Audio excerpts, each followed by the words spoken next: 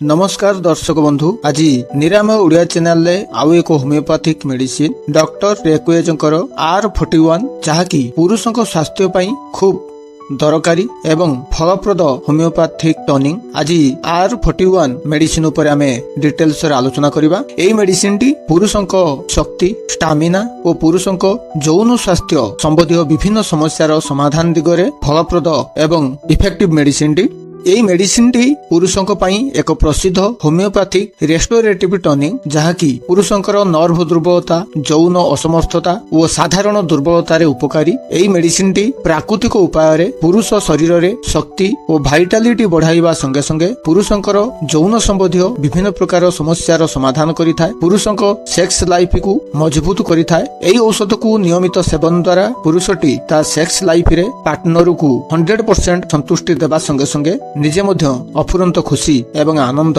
पाई थाए।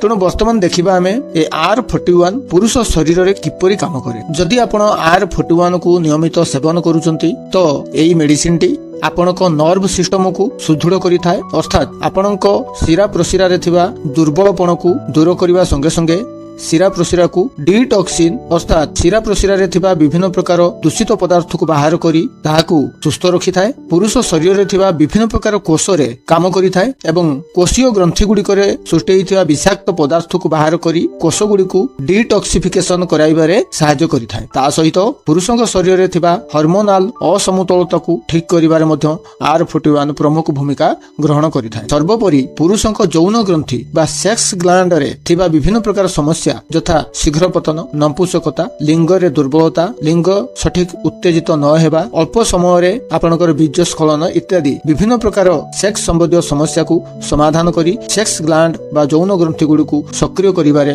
R41 मुख्य भूमिका ग्रहण करिथाय। तेणु एई R41 को आमे मुख्यतः केउ केउ कारण क्षेत्र रे व्यवहार करिथांती बा की प्रकार लक्षण आम शरीर रे देखा देले आमे R41 को व्यवहार करिथांती। साधारण शक्तिर अभाव बा दुर्बलता जदि लागि रहउथाय, पुरुष जदि थकी जाउथाय एवं दैनंदिन कार्य रे जदि शीघ्र हालिया हो जाउथाय एवं सेक्स लाइफ रे जदि थकापण जल्दी आसी जाउथाय तेबे R41 इफेक्टिव प्रभाव पकेइथाय। सेहि भली यौन दुर्बलता, अर्ली डिस्चार्ज ईडी बा लिबिडो कम थिबा समस्या को मध्य समाधान करिथाय। अर्थात यौन जीवन रे जदि आपनकर लिंग रे जदि ब्लड फ्लो बा रक्त प्रवाह ठीक भाबरे हेउ नाही, लिंग जदि ठीक भाबरे उत्तेजित हेउ नाही बा उत्तेजित हेउ जदि आपनकर स्खलित हे जाउची तो यौन क्रिया करिबारे जदि आपनकर इच्छा शक्ति कमी जाउची ताहाले R41 एक प्रमुख समाधान। सेहि भली स्पर्माटोरिया अर्थात अनइच्छिक बीज स्राव अर्थात केतक क्षेत्र रे पुरुष मानक पाखरे परिस्रा रे बीर्ज पात हेबा, स्वप्न दोष, बीर्ज पतला हेई बोहिबा, एई सबु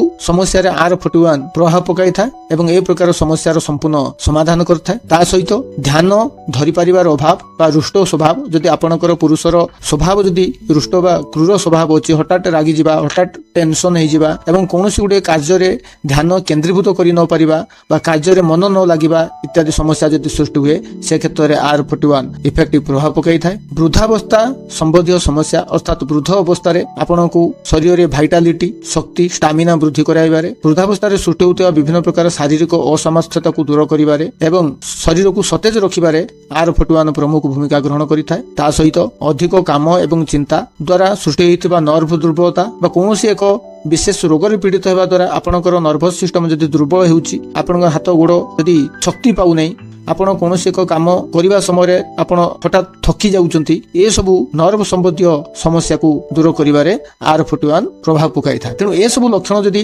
आपण मानक मध्य रे देखा दिउची ताहाले आपण R41 को नियमित व्यवहार करि परिबे एवं ए सबु समस्या रो निजको संपूर्ण रूप रे मुक्ति देई परिबे।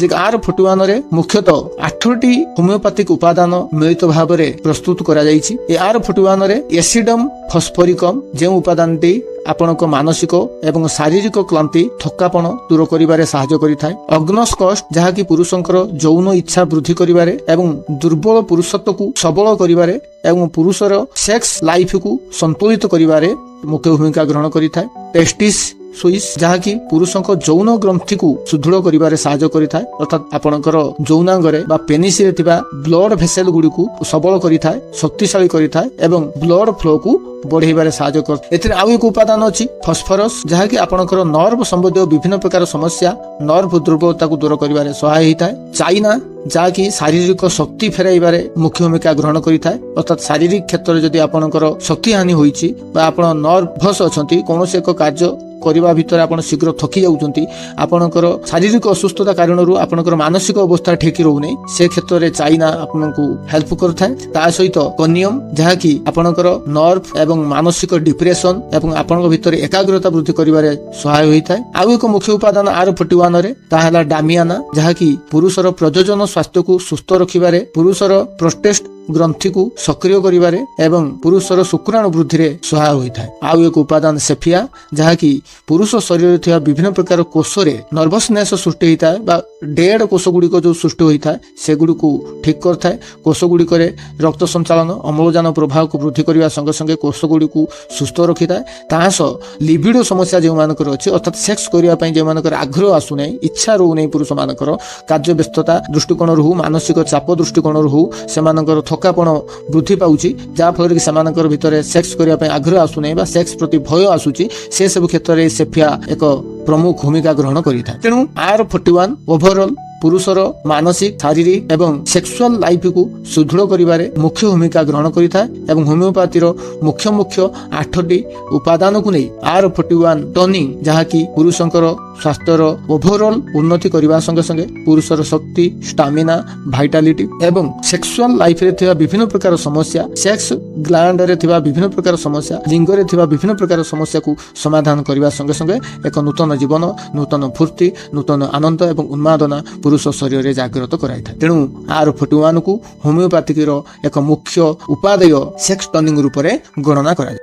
ତେଣୁ ଏହି R41 କୁ ଆପଣ କିପରି ଭାବରେ ସେବନ କରିବେ ନା, ନର୍ମାଲି ଜଣେ ପୁରୁଷ ସାଧାରଣ ଭାବରେ ଯଦି R41 କୁ ନିଜର ଶକ୍ତି, ଷ୍ଟାମିନା, ଭାଇଟାଲିଟି ବୃଦ୍ଧି କରିବା ପାଇଁ ବ୍ୟବହାର କରିବା ପାଇଁ ଚାହୁଁଥାନ୍ତି, ସାଧାରଣତଃ 5 ରୁ 10 ଡ୍ରପ ଅଳ୍ପ ପାଣିରେ ଦିନକୁ 1 ରୁ 3 ଥର ସେବନ କରିପାରିବେ, ଖାଇବାର ଅଧଘଣ୍ଟେ ଆଗରୁ ବା ଖାଇବାର ଅଧଘଣ୍ଟେ। ଯଦି ଆପଣଙ୍କର ତୀବ୍ର ସମସ୍ୟା ଅଛି ଅର୍ଥାତ୍ ଆପଣଙ୍କ ଭିତରେ କିଛି ସମସ୍ୟା ଅଛି, ସେକ୍ସୁଆଲ ଲାଇଫରେ ସମସ୍ୟା ହଉ, ଆପଣଙ୍କ ସେକ୍ସ ଗ୍ଲାଣ୍ଡରେ ସମସ୍ୟା ହଉ, ଆପଣଙ୍କ ଶାରୀରିକ ମାନସିକ ସ୍ତରରେ ଯଦି ଥକାପଣ ବା ଭାଇଟାଲିଟିର ଅଭାବ ଅଛି, ତାହେଲେ ଆପଣ R41 କୁ 10 ରୁ 15 ଡ୍ରପ ପ୍ରତି 1-2 ଘଣ୍ଟା ଅନ୍ତରରେ କିଛି ଦିନ ଅର୍ଥାତ୍ 2 ସପ୍ତାହ ଖଣ୍ଡେ ବ୍ୟବହାର କଲା ପରେ ପୁଣି ନର୍ମାଲି ଆପଣ 5 ରୁ 10 ଡ୍ରପ ଦିନକୁ 3 ଥର ବ୍ୟବହାର କରି ଯଦି ପାଖାପାଖି 6 ମାସ ଆପଣ ବ୍ୟବହାର କରୁଛନ୍ତି, ତ ଆପଣଙ୍କର ଏସବୁ ସମସ୍ୟାର ସମାଧାନ ବା ଫରକ ଆପଣ ନିଜେ ଜାଣିପାରିବେ ଏବଂ ଆପଣଙ୍କ ଶରୀରରେ ନୂତନ ଫୁର୍ତ୍ତି, ଉନ୍ମାଦନା ଏବଂ ଶାରୀରିକ ଅସୁସ୍ଥତା ଦୂର ହେବା ସଙ୍ଗେ ସଙ୍ଗେ ଆପଣଙ୍କର ସେକ୍ସ ଲାଇଫ ପୁନର୍ଜୀବନ ପାଇଥାଏ।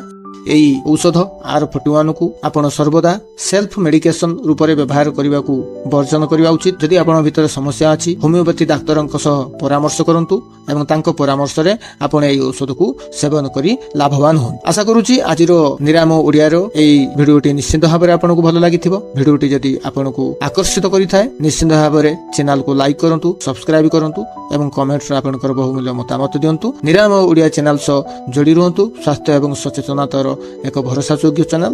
ଆଗାମୀ ଦିନରେ ପୁଣି ଆଉ ଏକ ଭିଡିଓରେ ଦେଖା ହେବ ଆପଣମାନଙ୍କ ସହ। ସେ ପର୍ଯ୍ୟନ୍ତ ଧନ୍ୟବାଦ।